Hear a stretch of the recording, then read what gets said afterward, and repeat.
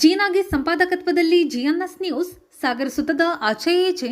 ಭಾನುವಾರದ ನ್ಯೂಸ್ ಅಪ್ಡೇಟ್ಗೆ ತಮಗೆ ಸ್ವಾಗತ.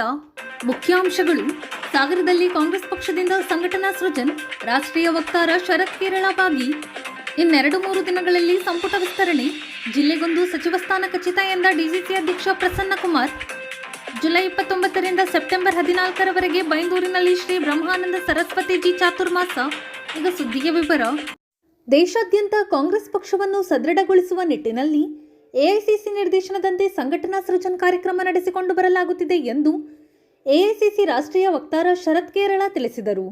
ಸಾಗರದ ಗ್ರೀನ್ ಎಂಬಾಸಿ ಸಭಾಂಗಣದಲ್ಲಿ ಭಾನುವಾರ ಬ್ಲಾಕ್ ಕಾಂಗ್ರೆಸ್ ವತಿಯಿಂದ ಬ್ಲಾಕ್ ಅಧ್ಯಕ್ಷರ ಆಯ್ಕೆ ಹಿನ್ನೆಲೆಯಲ್ಲಿ ಕರೆಯಲಾಗಿದ್ದ ಸಂಘಟನಾ ಸೃಜನ್ ಕಾರ್ಯಕ್ರಮ ಉದ್ದೇಶಿಸಿ ಅವರು ಮಾತನಾಡುತ್ತಿದ್ದರು. ವೇದಿಕೆಯಲ್ಲಿ ಕಾಂಗ್ರೆಸ್ ಜಿಲ್ಲಾಧ್ಯಕ್ಷ ಪ್ರಸನ್ನ ಕುಮಾರ್, ಬ್ಲಾಕ್ ಕಾಂಗ್ರೆಸ್ ಅಧ್ಯಕ್ಷ ಕಲಸಿ ಚಂದ್ರಪ್ಪ, ನಗರ ಬ್ಲಾಕ್ ಅಧ್ಯಕ್ಷ ಸುರೇಶ್ ಬಾಬು, ಪ್ರಮುಖರಾದ ಚಂದ್ರಪ್ಪ ಎಲ್, ನಾಗೇಂದ್ರ, ಉಷಾ, ಪ್ರಭಾವತಿ ಇನ್ನಿತರರು ಹಾಜರಿದ್ದರು. और मजबूत नहीं है, मैं ऐसे नहीं बोलते, लेकिन और मजबूत करना है.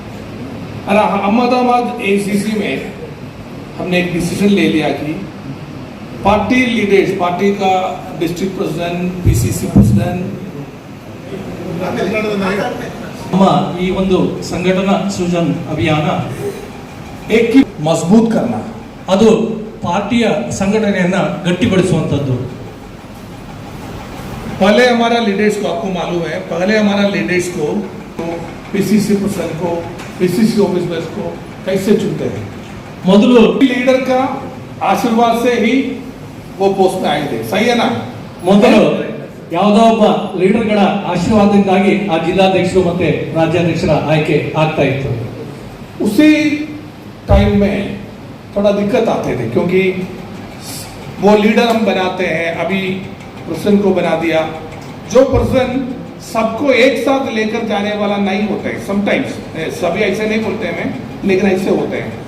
ಹಾಗೆ ಆ ಸಂದರ್ಭದಲ್ಲಿ ಆ ಒಬ್ಬ ಅಧ್ಯಕ್ಷ ಇರ್ಬೋದು, ಎಲ್ಲರೂ ಕೂಡ ಒಟ್ಟಾಗಿ ಕೊಂಡೊಯ್ಯಲಿಕ್ಕೆ ಆಗ್ತಾ ಇರುವಂತ ಸಂದರ್ಭ ಇರಲಿಲ್ಲ. और सबको एक साथ लेकर जाने और संगठन को मजबूत करने वाले प्रोग्राम्स करने वाले, हमारा पार्टी को मजबूत करने के लिए हमने एक दूसरा तरीका हमने चुना. प्रेसिडेंट कौन बनना है, हमारा ब्लॉक प्रेसिडेंट कौन बनना है, हमारा पीसीसी प्रेसिडेंट कौन बनना है, इसके लिए पार्टी वर्कर्स का कोई इन्फ्लुएंस नहीं था और कोई कांट्रिब्यूशन नहीं था. ಹಾಗೆ ನಮ್ಮ ತಾಲೂಕು ಅಧ್ಯಕ್ಷರು ಯಾರಾಗಬೇಕು, ಜಿಲ್ಲಾಧ್ಯಕ್ಷರು ಯಾರಾಗಬೇಕು, ಈ ನಿಟ್ಟಿನಲ್ಲಿ ಯಾವುದೇ ರೀತಿಯ ಪ್ರಭಾವವನ್ನು ಸಾಧ್ಯ ಇಲ್ಲ. ಕಾರ್ಯಕರ್ತರು ಅವರನ್ನ ಆಯ್ಕೆ ಮಾಡುವಂತ ಒಂದು ಯೋಚನೆಯನ್ನ ಮಾಡಿದ್ದೇವೆ. इस बार इस मुद्दे पे संगठन सृजन अभियान से हम ये करते हैं कि डायरेक्ट पार्टी वर्कर्स को सुनते हैं, उसका ओपिनियन लेते हैं, उसको हम लेकर हमारा न्यू लीडर्स को हम बनाते हैं. ಈ ಸಂದರ್ಭದಲ್ಲಿ ಈ ಒಂದು ಸಂಘಟನ ಸೃಜನ್ ಅಭಿಯಾನದ ಅಡಿಯಲ್ಲಿ ನಾವು थोड़ा लोगों को चेहरे देखे तो मुझे मालूम होते हैं कि ऐसे हो जाएगा, ये जैसे पहले होते थे ऐसे ही है. थोड़ा लोग दिल्ली से आएगा, वहां से ऑब्जर्वर आएगा और जाकर लाएगा, लेकिन लिस्ट वैसे ही हो जाएगा. ऐसे नहीं, इस बार ऐसे नहीं है. ನೋಡಿ, ನಿಮ್ಮೆಲ್ಲರ ಮುಖಗಳನ್ನ ನೋಡಿದಾಗ ಬಹುಶಃ ಇಲ್ಲಿ ಏನೋ ಸಾಂಕೇತಿಕವಾಗಿ ಇದನ್ನ ಇಲ್ಲಿ ಬಂದಿದ್ದಾರೆ, ಡೆಲ್ಲಿಯಿಂದ ಇವ್ರನ್ನ ಕಳಿಸಿದ್ದಾರೆ. ಹಾಗಾಗಿ ಇಲ್ಲಿ ನಿಮ್ಮೆಲ್ಲರ ಅಭಿಪ್ರಾಯವನ್ನ ಕೇಳ್ಕೊಂಡು ಮಾಡ್ಕೊಂಡು ಹೋಗ್ತಾರೆ. ನಂತರದಲ್ಲಿ ಫೈನಲ್ ಆಗುವಂತ ಲಿಸ್ಟ್ ಡೆಲ್ಲಿಯಿಂದಾನೇ ಆಗತ್ತೆ ಅನ್ನೋದು ನಿಮ್ಮ ಮನಸ್ಸಲ್ಲಿ ನನಗೆ ಕಾಣ್ತಾ ಇದೆ. अभी तक 19 स्टेट्स में हमने संगठन सृजन अभियान सक्सेसफुली पूरा किया है. ನೋಡಿ, ಇದುವರೆಗೆ ಸುಮಾರು 19 ರಾಜ್ಯಗಳಲ್ಲಿ ಈ ಸಂಘಟನ ಸೃಜನ್ ಅಭಿಯಾನವನ್ನ ನಾವು ಯಶಸ್ವಿಗೊಳಿಸಿದ್ದೇವೆ. कर्नाटक, वेस्ट बंगाल, यूपी, उड़ीसा जैसे 3-4 स्टेट्स अभी बाकी है. बाकी पूरा स्टेट्स में हमने सक्सेसफुली ये किया है. कोई लीडर्स का इन्फ्लुएंस इसमें नहीं है. हम डायरेक्टली वर्कर्स से बात किया, वो चुना आपका प्रेसिडेंट कौन बनना है, उसी ओपिनियन से हमने एक लिस्ट बना दिया. ಕರ್ನಾಟಕ, ಪಶ್ಚಿಮ ಬಂಗಾಳ ಹೀಗೆ ಕೆಲವು ರಾಜ್ಯಗಳಲ್ಲಿ ಮಾತ್ರ ಬಾಕಿ ಇದೆ. ಸುಮಾರು 19ಕ್ಕಿಂತ ಹೆಚ್ಚು ರಾಜ್ಯಗಳಲ್ಲಿ ಈಗಾಗಲೇ ತಮ್ಮಂತಹ ಕಾರ್ಯಕರ್ತರನ್ನ, ಪಾರ್ಟಿ ವರ್ಕರ್ಗಳ ಅಭಿಪ್ರಾಯವನ್ನ ಪಡೆದು ನಾವು ಈ ಒಂದು ಹುದ್ದೆಗಳ ಆಯ್ಕೆಯನ್ನ ಮಾಡಿದ್ದೇವೆ. ಹಾಗಾಗಿ ಅದು ನಾವು ಮುಂದೆ ಮಾಡುವಂಥದ್ದು ಕೂಡ ಅಧಿಕೃತವಾಗಿ ಹಾಗೆ ಮಾಡ್ತೇವೆ. मैंने आपको वन बाय वन में आपको सुनते हैं, मेरे साथ कोई भी नहीं होते हैं. आज आप जो बोलना है, आपका विचार क्या है, आपका ओपिनियन क्या है, आपका प्रेसिडेंट, पहले हम डिस्ट्रिक्ट लेवल में करते हैं. First pilot programme district RKS के लेवल पे हम करते हैं. उसके बाद हम ब्लॉक लेवल आते हैं, मंडल लेवल आते हैं. ಹಾಗೆ ನಾನು ನಿಮ್ಮ ಪ್ರತಿಯೊಬ್ಬರೂ ಕೂಡ ಒನ್ ಟು ಒನ್ ಪ್ರತಿಯೊಬ್ಬರ ಅಭಿಪ್ರಾಯವನ್ನು ನಾನು ವೈಯಕ್ತಿಕವಾಗಿ ಕೇಳ್ತೇನೆ. ಮೊದಲೇ ಜಿಲ್ಲಾ ಮಟ್ಟದ ಅಭಿಪ್ರಾಯವನ್ನು ಕೇಳ್ತೇನೆ, ಆಮೇಲೆ ತಾಲೂಕು ಮಟ್ಟದ ಅಭಿಪ್ರಾಯವನ್ನು ಕೇಳ್ತೇನೆ, ಆ ನಂತರದಲ್ಲಿ ಮಂಡಲ ಹಂತದ ಅಭಿಪ್ರಾಯವನ್ನ ಕೇಳ್ತೇನೆ. और जो आपको कोई शक की जरूरत नहीं है, क्योंकि आप जो बोलते हैं 100% कॉन्फिडेंस रहेगा. हम किसी लीडर्स के पास ए लिस्ट नहीं जाते हैं, a direct going to ACC, in front of ACC, यहाँ से सीधा एसीसी के. ಮುಂದಿನ 2-3 ದಿನಗಳಲ್ಲಿ ಸಚಿವ ಸಂಪುಟ ವಿಸ್ತರಣೆಯಾಗುವ ಸಾಧ್ಯತೆ ಇದ್ದು, ರಾಜ್ಯ ಪ್ರಮುಖರು ಭಾನುವಾರ ಸಂಜೆ ನವದೆಹಲಿಗೆ ತೆರಳಲಿದ್ದು ಪಟ್ಟಿ ಅಂತಿಮಗೊಳ್ಳುವ ಸಾಧ್ಯತೆ ಇದೆ ಎಂದು ಜಿಲ್ಲಾ ಕಾಂಗ್ರೆಸ್ ಅಧ್ಯಕ್ಷ ಪ್ರಸನ್ನಕುಮಾರ್ ತಿಳಿಸಿದರು. ಸಾಗರದ ಗ್ರೀನ್ ಎಂಬಸಿ ಸಭಾಂಗಣದಲ್ಲಿ ಭಾನುವಾರ ಮಾಧ್ಯಮಗಳ ಜೊತೆ ಅವರು ಮಾತನಾಡುತ್ತಿದ್ದರು. ಈ ಸಂದರ್ಭದಲ್ಲಿ ಬ್ಲಾಕ್ ಕಾಂಗ್ರೆಸ್ ಅಧ್ಯಕ್ಷ ಕಲಸೆ ಚಂದ್ರಪ್ಪ, ವಸೀಂ ದೊಡ್ಮನೆ, ಎಲ್ ಚಂದ್ರಪ್ಪ, ನಾಗೇಂದ್ರ, ಗಣಪತಿ ಮಂಡಗಳಲ್ಲಿ, ರವಿಕುಮಾರ್ ಇನ್ನಿತರರು ಹಾಜರಿದ್ದರು. ಅಲ್ಲ ಒಂದು ನಿಮಿಷ ಅಮ್ಮ, ಈಗ ರಾಜ್ಯ ಸಂಪುಟ ವಿಸ್ತರಣೆ ಬಹಳ ಬೇಗನೆ ಆಗ್ಬೇಕಾಯ್ತು. ಖಂಡಿತ ನಮಗೂ ಇಷ್ಟು ಲೇಟ್ ಆಗಿದ್ದು ಸರಿಯಲ್ಲ ಅಂತ ಅನ್ಸುತ್ತೆ. ಆದ್ರೆ ಪರಿಸ್ಥಿತಿ ಇವತ್ತು ಅಲ್ಲಿ ದೆಹಲಿಯಲ್ಲಿ ಹೋಗಿದ್ರು ನಮ್ಮ ನಾಯಕರುಗಳು. ಈಗಾಗಲೇ ಒಂದು ವಾರ 10 ದಿವಸದ ಮುಂಚೆನೆ ಆಗ್ಬೇಕಾಗಿತ್ತು. ಅಲ್ಲಿ ದೆಹಲಿಯಲ್ಲಿ ಆದಂತ ಗಲಭೆಗಳು, ವಿದ್ಯಾರ್ಥಿಗಳ ಪ್ರತಿಭಟನೆ, ಆ ಸಂದರ್ಭದಲ್ಲಿ ರಾಹುಲ್ ಗಾಂಧಿ ಅವರು ಮತ್ತು ಮಲ್ಲಿಕಾರ್ಜುನ್ ಖರ್ಗೆ ಸಾಹೇಬರು ಬಹಳ ಇದರಲ್ಲಿ ಇದ್ರು. ಹಾಗಾಗಿ ಆಗಿಲ್ಲ. ಇವತ್ತು ಸಂಜೆ ನಮ್ಮೆಲ್ಲ ಮುಖಂಡರುಗಳು ಹೋಗ್ತಾ ಇದ್ದಾರೆ. ಇನ್ನು 2 ದಿವಸ 3 ದಿವಸದಲ್ಲಿ ಆಗುತ್ತೆ ಸರ್. ಅದು ಹೈಕಮಾಂಡ್, ನಾವೇನ್ ಮಾಡ್ತೀವಿ. ವಿದ್ಯಾರ್ಥಿಗಳು ಇಷ್ಟೊಂದು ಪ್ರಬಲವಾಗಿ ಚಳವಳಿ ಮಾಡಿದ್ರು ಡೆಲ್ಲಿನಲ್ಲಿ. ಆದ್ರೆ ಒಂದು ಪ್ರಮುಖ ವಿರೋಧ ಪಕ್ಷವಾಗಿದೆ ಕಾಂಗ್ರೆಸ್ ಪಕ್ಷ ಅಂತ ಅನಿಸ್ತಾ ಇದೆ. ವಿದ್ಯಾರ್ಥಿಗಳು ಚಳವಳಿ ಮಾಡಿ ಒಬ್ಬ ಶಿಕ್ಷಣ ಸಚಿವರು ರಾಜ್ಯದಲ್ಲಿ ಕೊಡ್ಬೇಕಾದ್ರು, ಅದು ಪ್ರಮುಖ ವಿರೋಧ ಪಕ್ಷವಾಗಿದೆ. ಕಾಂಗ್ರೆಸ್ ಪಕ್ಷ ತಮ್ಮ ಕರ್ತವ್ಯ ಸರಿಯಾಗಿ ನಿಭಾಯಿಸಿದೆ. ಇಲ್ಲ, ಖಂಡಿತ ನಿಭಾಯಿಸಿದೆ. ಯಾಕೆಂತ ಹೇಳಿದ್ರೆ, ಏನಾದ್ರೂ ಈ ದೇಶದೊಳಗಡೆ ಈ ನೀಟ್ ಬಗ್ಗೆ ಏನಾದ್ರೂ ಪ್ರತಿಭಟನೆಗಳನ್ನು ಮಾಡಿದ್ದು ನಮ್ಮ ಲೋಕಲ್ ಅಲ್ಲಿ ಬ್ಲಾಕ್ ಕಾಂಗ್ರೆಸ್ ಇಂದ ಹಿಡಿದು ಜಿಲ್ಲಾ ಕಾಂಗ್ರೆಸ್ ವರ್ಗೂ ರಾಜ್ಯದವರೆಗೂ ಯಾರ್ಯಾರು ಮಾಡಿದೆ ಅದು ಕಾಂಗ್ರೆಸ್ ಪಕ್ಷ ಮಾತ್ರ ಮಾಡಿದ್ದು.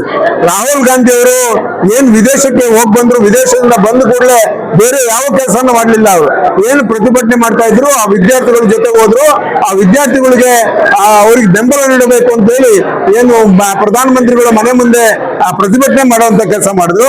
ಅಲ್ಲಿಂದ ಇದಕ್ಕೆ ತಿರುವು ಸಿಕ್ತು ಬಿಟ್ರೆ, ಇದು ವಿದ್ಯಾರ್ಥಿಗಳೆಲ್ಲ ಬಹಳ ಕಷ್ಟಪಟ್ಟಿದ್ದಾರೆ, ಪ್ರತಿಭಟನೆ ಮಾಡ್ತಾರೆ. ಆದ್ರೆ ರಾಹುಲ್ ಗಾಂಧಿ ಅವರು ಯಾವಾಗ ಇದಕ್ಕೆ ಬಂದ್ರು, ಎಂಟ್ರಿ ಆದ್ರು, ಆವಾಗ ಇದಕ್ಕೆ ಇನ್ನೂ ಹೆಚ್ಚಿನ ಮಹತ್ವ ಸಿಕ್ತು. ಹಾಗಾಗಿ ಇನ್ನ ಬಿಡೋದಿಲ್ಲ ಇವರು ಕಾಂಗ್ರೆಸ್ ಪಕ್ಷದವರು. ಲೋಕಸಭೆಯ ವಿರೋಧ ಪಕ್ಷದ ನಾಯಕರಂತ ರಾಹುಲ್ ಗಾಂಧಿ ಅವರು ಬಿಡೋದಿಲ್ಲ ಅಂತ ಹೇಳಿ ಮೋದಿ ಅವರು ರಾಜೀನಾಮೆ ತಗೊಂಡಿದ್ದಾರೆ. ಇದರಲ್ಲಿ ಕಾಂಗ್ರೆಸ್ ಪಕ್ಷದ ಮಹತ್ವನೂ ಬಹಳ ಇದೆ. ಶಿವಮೊಗ್ಗದಲ್ಲಿ ನಿಮ್ಮ ಪಕ್ಷದ ಕಾರ್ಯಕರ್ತರು ಬಿಜೆಪಿ ಕಚೇರಿ ಬಿಜೆಪಿ ಅವರು ನಿಮ್ಮ ಪಕ್ಷದ ಕಚೇರಿ ಏನ್ ಸರ್ ಇದೆ ಹೈ ಡ್ರಾಮಾ ಏನಿರ್ಲಿಲ್ಲ. ನಾವು ಒಂದು ಪ್ರತಿಭಟನೆ ಮಾಡಿದ್ವಿ. ರಾಹುಲ್ ಗಾಂಧಿ ಅವರನ್ನ ಬಂಧನ ಮಾಡಿದ್ರಲ್ಲ, ಆ ಉದ್ದೇಶ ಇಟ್ಕೊಂಡು ಒಂದು ಪ್ರತಿಭಟನೆ ಶಿವಮೊಗ್ಗ ಜಿಲ್ಲಾ ಕಾಂಗ್ರೆಸ್ ಇಂದ ಮಾಡಿದ್ವಿ. ಆ ಪ್ರತಿಭಟನೆ ಮಾಡಿದಂತ ಸಂದರ್ಭದಲ್ಲಿ ಅವತ್ತು ಹಿಂದಿನ ದಿನ ಏನು ಕೆಪಿಸಿಸಿ ಕಚೇರಿಗೆ ನುಗ್ಗುವಂತ ಕೆಲಸ ಎಲ್ಲ ಮಾಡಿದ್ರು. ನಮ್ಮ ಯುವಕರು ಸ್ವಲ್ಪ ಅಲ್ಲಿ ಹೋಗಿ ಸ್ವಲ್ಪ ಕೂಗ್ಬೇಕು, ಗಲಾಟೆ ಮಾಡ್ಬೇಕು, ಅಲ್ಲೇನು ಮಾಡ್ಬೇಕು ಅಂತ ಹೋದ್ರು. ಅಲ್ಲೇನೋ ಕಚೇರಿ ಒಳಗೆ ಹೋದ್ರು, ಅದಕ್ಕೆ ಯಾವ ಮಾಡಿದ್ರು.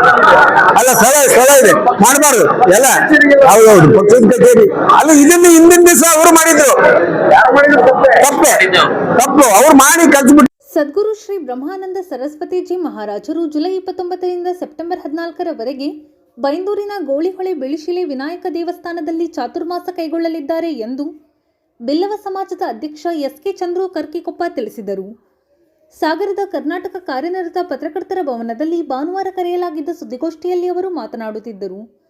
ಪ್ರಾಂತ್ಯ ಆರ್ಯಟಿಗರ ಸಮಾಜದ ಖಜಾಂಚಿ ತಾರಾಮೂರ್ತಿ ಮಾತನಾಡಿದರು.